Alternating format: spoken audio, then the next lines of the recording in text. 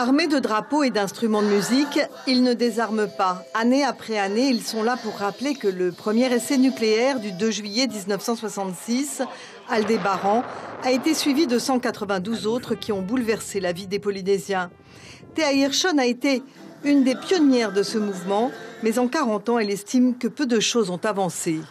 Il y a des promesses, la loi Morin est modifiée un petit peu, mais bon, c'est beaucoup de difficultés pour essayer d'être indemnisé.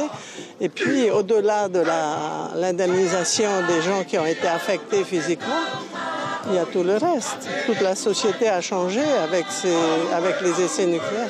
Aujourd'hui, la cause antinucléaire se structure, notamment grâce à des hommes qui ont donné toute leur énergie pour que la France répare ce qu'elle a détruit.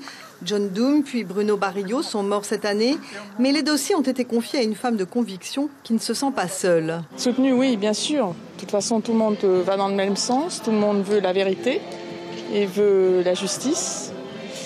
Mais c'est effectivement une énorme affaire. Un autre homme discret, assis au milieu de la foule, a fait de ce combat celui de sa vie avec l'indépendance de la Polynésie. Mais Oscar Temaru ne croit pas que la France ait vraiment la volonté de réparer, alors il continuera ses démarches au plan international. Là, il y a une plainte qui est en cours et qui sera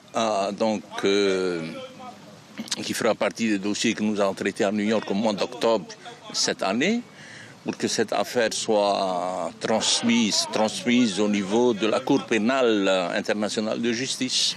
Et localement, le gouvernement se manifeste pour la première fois à cette commémoration avec la présence officielle du ministre de l'Équipement venu porter un courrier d'Edouard Fritsch. C'est une lettre du président au président des associations. Il dit quoi ? Il dit que le pays accompagne les associations dans l'effort d'obtention de l'indemnisation des victimes des essais nucléaires. Le courrier, nous ne l'avons pas encore eu, mais nous l'avons lu. Le président Fritschie affirme que cette cause est aussi la sienne et qu'il fera tout pour que la France indemnise correctement les victimes des 368 retombées radioactives.